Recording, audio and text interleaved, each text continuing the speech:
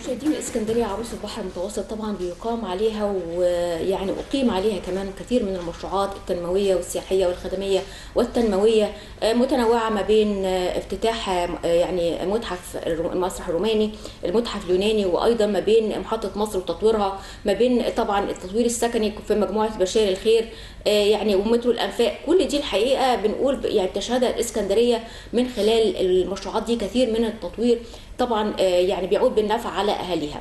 بيسعدنا يكون معنا على الهواء دكتوره نجوان حسني، مدير المركز الاعلامي منطقه الاسكندريه لرياضه الجميع. اهلا بيكي دكتوره نجوان. اهلا وسهلا بحضرتك دكتوره نجوان، طبعا احنا دايما بنتكلم وبنتابع مع بعض ايه الجديد في المشروعات المهمه اللي هي الحقيقه اسكندريه يعني كان لها نصيب كبير جدا الحقيقه من المشروعات دي، وتنوع ما بين سياحي، ما بين سكني، ما بين الخدمات، ما بين تطوير للطرق. واحنا طبعا طلنا الحمد لله تطوير مترو الانفاق او انشاء مترو الانفاق طبعا بعد ما تطوير المشروع الجديد ده. عايزين نتكلم على اسكندريه واهميه المشروعات عليها التنمويه. خلينا الاول نقول ليه اسكندريه؟ ليه اسكندريه تحديدا فعلا اهتمت القياده السياسيه مؤخرا بالتنميه في مدينه الاسكندريه؟ يمكن اسكندريه تحديدا هي تعتبر اقدم سكندريات العالم. بالفعل هي اقدم سكندريات العالم لانها فيها اقدم شارع تاريخي اللي هو شارع نبي دانيال، تمام، اللي هو بيرجع للقرون البعيده. وايضا فيها تعتبر الاسكندريه العاصمه الثانيه لمصر والعاصمه الاقتصاديه ايضا. ليه؟ لان احنا هنلاقي اسكندريه بحوالي 40% من الاقتصاد بيتم من خلال الاسكندريه. الاسكندريه فيها اكبر المواني. طيب تعداد السكان عندنا قد ايه؟ 5.5 مليون نسمه، دول المقيمين في اسكندريه. 1.5 مليون نسمه اللي هم من المحافظات الاخرى، وعندنا كمان 2.5 مليون نسمة اللي هم المصيفين اللي بيجوا لنا من المحافظات المختلفة. إذا اسكندرية فيها 9 مليون نسمة، إذا كان لازم ولا بد إن يتم فيها تنمية. تمام، هنتكلم عن التنمية. أهم حاجة في التنمية بدأناها منين؟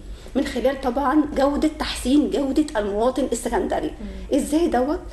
شفنا دوت من خلال المشروعات العملاقه اللي قامت بيها القياده السياسيه، وفعلا كانت اسكندريه في نصب عين القياده السياسيه، وده شفناه من خلال مشروعات عديده زي مشروعات بشير الخير.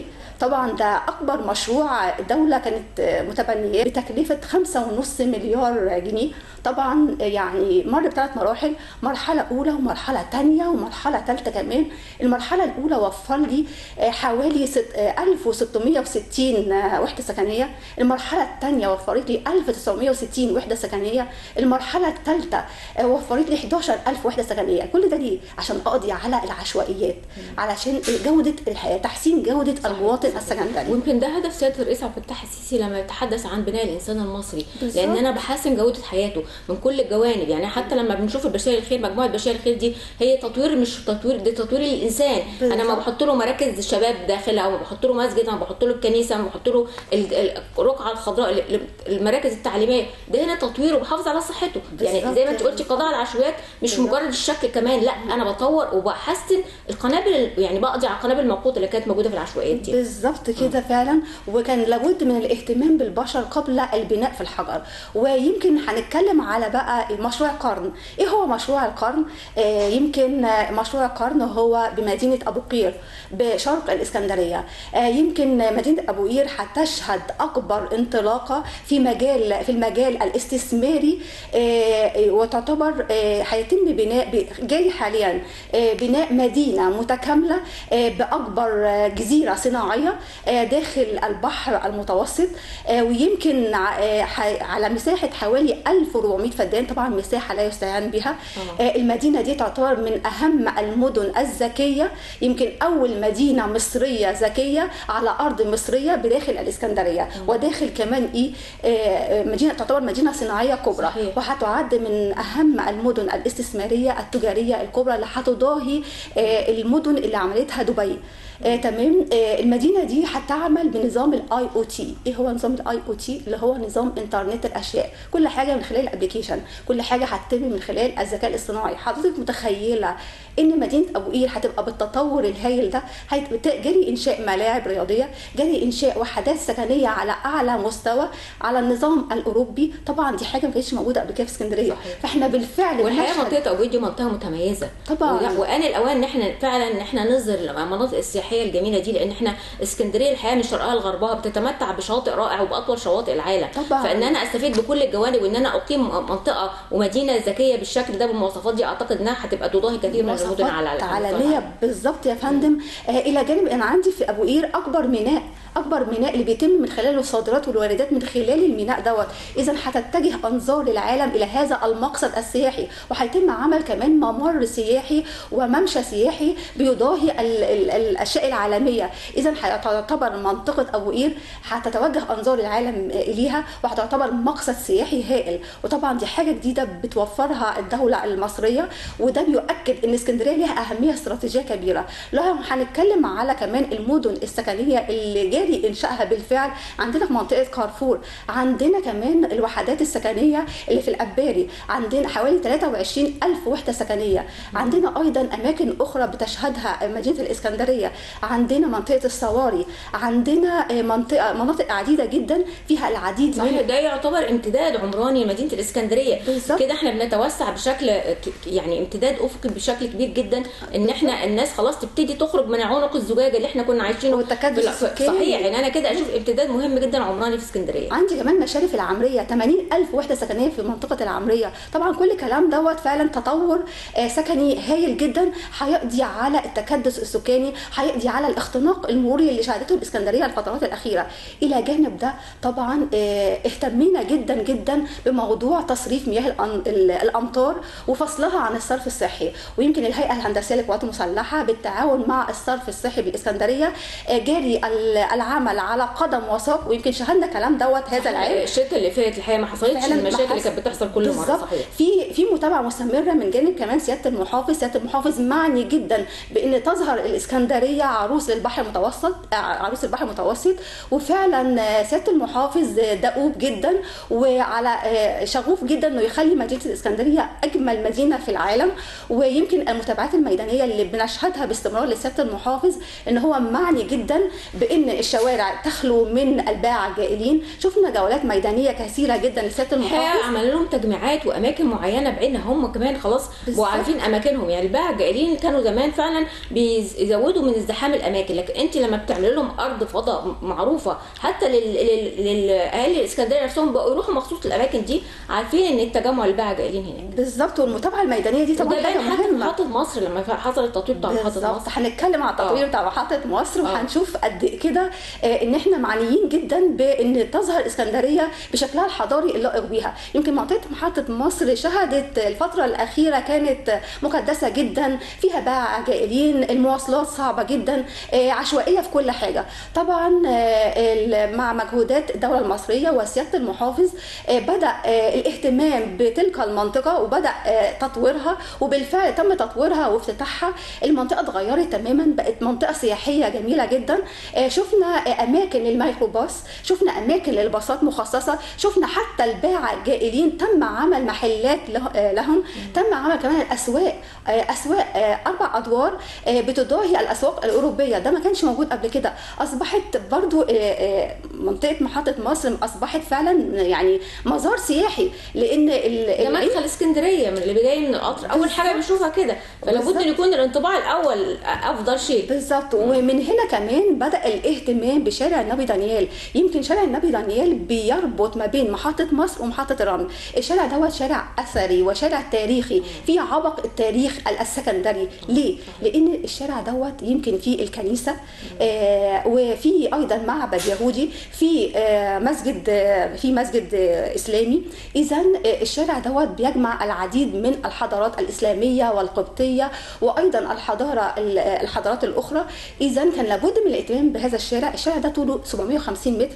بالفعل تم تجديد هذا الشارع، اصبح ممشى سياحي، ايضا تغيير الارضيات، تغيير واجهات المحلات، لان يمكن الاستراتيجيه الحاليه هي الاستراتيجيه البصريه اللي هي ازاي الهويه البصريه. اي مدينه بتدخلي تقدري تعرفي انت داخله فين، ومجرد ما بتشوفي كده الاول مظاهر الشكل تعرفي انت خلاص دخلتي على اسكندريه. بالظبط. الشكل الجمالي كان عنصر مهم جدا جدا ان انا احافظ على الهويه الاثريه كمان، ان انا المنظر ده الشارع ده اثري، فازاي ان انا اجدده واطوره واحافظ على الشكل الاثري والحضاري ليه. واجهات المحلات كلها منظر واحد لحضرتك، لو هنشوف المنظر هنلاقيه فعلا منظر يعني يضاهي الاماكن الاوروبيه بالفعل. ويمكن احنا حاليا كمان في تطوير في العديد من الطرق والاسواق.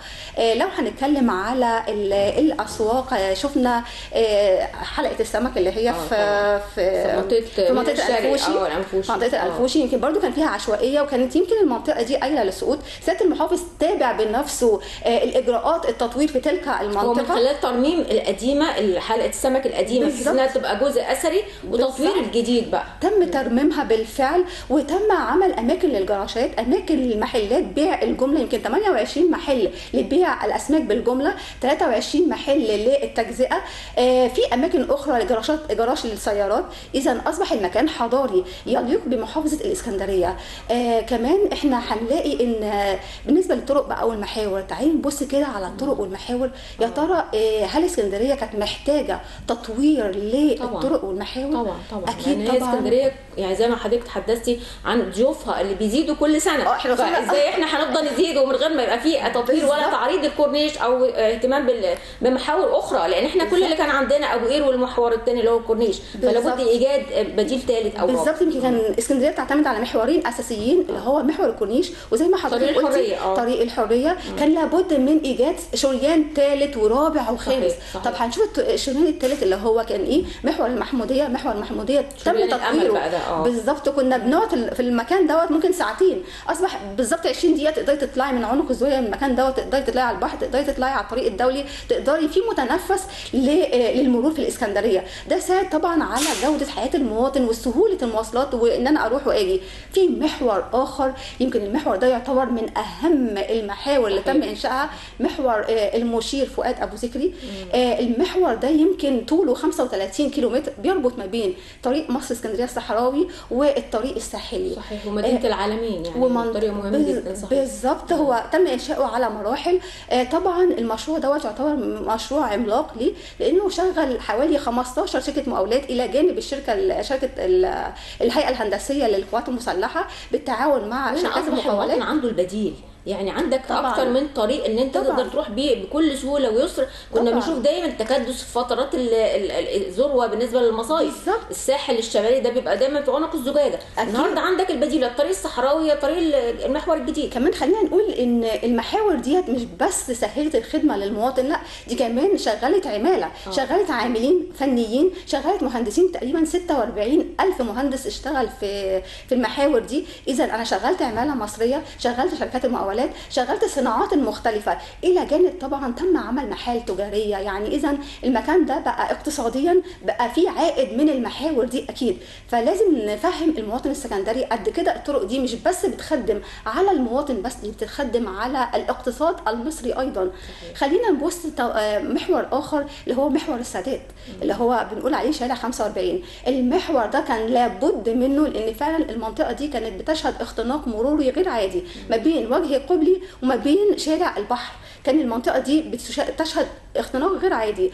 اصبحنا قدرنا ان احنا منطقه كثافه سكانيه فيها عاليه جدا، فلابد ان هي لابد انها تطور نفسها عشان توصل كل الكثافه دي. قدرنا نربط ما بين الطريق الدولي وما بين الطريق القبلي وما بين كمان كورنيش الاسكندريه بسهوله ويسر. قدرنا نوسع الحارات لحوالي، كانت 6 حارات وصلناهم ل10 حارات على طريق البحر. طبعا ده عمل سيوله مروريه. مش بس كده، ده احنا كمان عملنا ممشى سياحي للمصطفين، ممشى سياحي بطول 250 متر. تكلفه المشروع دوت حوالي 350 مليون جنيه. اذا ما كانش الدوله لا تألو جهدا انها تتطور من اراضيها ومن شوارعها ومن الميادين. استاذه نجوان، وكمان ما ننساش بقى مترو الانفاق اللي احنا بنتحدث عنه الفتره اللي جايه. ده تطوير قطار ابو قير العادي اللي كان يعني بيبقى في صعوبه شديده ومش كل الفئات كانت بتقدر تستفيد بيه. النهارده مترو الانفاق اللي هتشهده الاسكندريه اعتقد هيبقى محور مهم جدا للي عايز برضه يخرج بره ال3 محاور الرئيسيين. اكيد ده ده المشروع العملاق اللي احنا بنقول عليه طال انتظاره. مشروع مترو الانفاق ده فعلا طال انتظاره. ليه؟ لان احنا فعلا يمكن المواصلات كان فيها اختناق غير عادي. المشروع ده هيوفر لي ايه؟ اول حاجه هنتكلم عنها الطاقه النظيفه، بعيدا عن طبعا احنا التلوث، طبعا التلوث المناخي اللي احنا بنعاني منه، لا الموضوع ده هيقضي لي على التلوث المناخي من جانب، الاختناق المروري من جانب اخر. ليه؟ لان يمكن القطار ده هيشتغل بمعدل كل دقيقتين ونص هتلاقي مترو. الاول كنت بتنتظري ممكن نص ساعه ما بين القطار والقطار، لا انت دلوقتي في دقيقتين ونص هيكون في مترو. ده اول حاجه. تاني حاجه السرعه، كانت المسافه من ابو قير لحد محطه مصر بتاخد تقريبا ساعه او 50 دقيقه، لا هتبقى من 25 ل 20 دقيقه. طبعا ده حاجه هايله جدا. طبعا وفرت لي هو على فكره التطوير هيبقى يشرب مراحل كتير جدا. احنا أكيد. مش مجرد القطار ابو قير بس، لا طبعا من محطه مصر المرحله الاولى من ابو قير لحد محطه مصر. بعد كده هنشهد بقى من محطه مصر للماكسيم للكيلو 21 للعجمي، وبعد كده هنشهد تطورات اخرى ممكن يوصل للعالمين. طبعا هنبص نلاقي ان احنا بنقدر نطلع دايما للاحسن وللافضل. واكيد القطار المترو هيوفر لي وقتي، هيوفر لي جهدي. طيب الساعه بتاعه المترو ده قد ايه؟ تقريبا هينقل 60,000 مواطن في الساعه. طبعا ده حاجه هايله جدا، سيوله مروريه غير طبيعيه.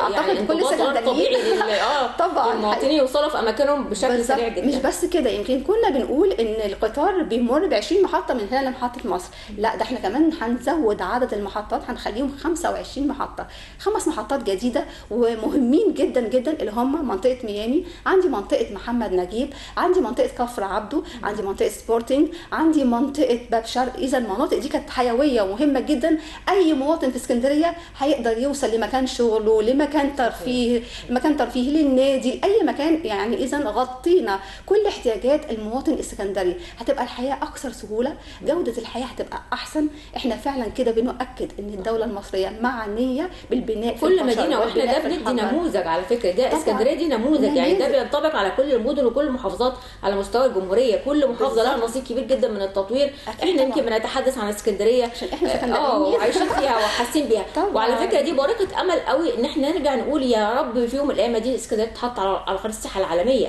احنا كنا طول عمرنا بننادي بده وبنتحدث ده، والنهارده يبقى عندها كثير من المقومات تجعلها انها توضع على خريطه السياحه العالميه وتوصل كثير من المدن السياحيه. اكيد مش هنقول بس ان احنا حصل تطوير حياه السياحه، يعني انت بتتكلمي على مكان السياحه، هنتكلم يعني دلوقتي اتكلمنا على الطرق والمحاور، اتكلمنا على الوحدات السكنيه، هنتكلم على الواجهات السياحيه. اسكندريه بتتمتع بواجهات سياحيه عديده جدا، سياحه ترفيهيه، سياحه شاطئيه، عندنا السياحه مؤخرا هندخل السياحه الميسره في المتاحف، ودي حاجه جديده على المواطن الاسكندري.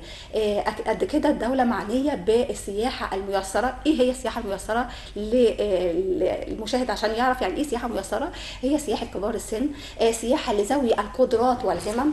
اكيد مهتمين جدا بالشق ده تحديدا. يمكن احنا عندنا المتحف اليوناني الروماني، ده من اهم ومن اقدم المتاحف الموجوده حاليا، تم تطويره بالفعل. يمكن المتحف دوت فعلا بيرجع للقرن الثالث قبل الميلاد. المتحف بيضم قطع اثريه هامه جدا جدا. يمكن المتحف تم افتتاحه في عهد عباس الخديوي عباس الثاني عام 1884. إذا تم تطويره عام 1984، وحاليا تم تطويره بالفعل. وكان الأول بيضم 11 قاعة، أصبح دلوقتي بيضم 23 قاعة. إذا زودنا القاعات دي. عندنا قاعة للترميم الآثار، عندنا قاعة للآثار المكتشفة حديثا، عندنا قاعة للعملات المختلفة على مدى العصور. تمام. قاعة كثير من المهتمين بيها العملات المختلفة. أكيد طبعا. فيها طبعا المتحف دوت بيضم أكبر مكتبة للكتب النادرة، يعتبر مركز تعليمي ومركز أثري مهم جدا.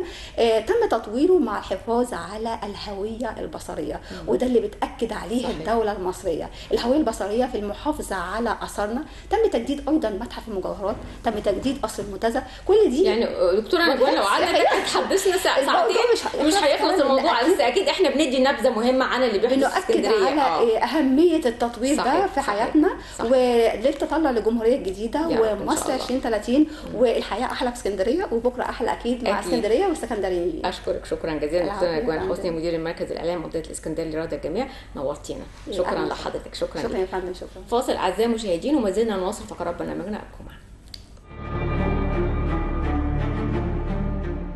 قلعة قايتباي أحد أهم القلعات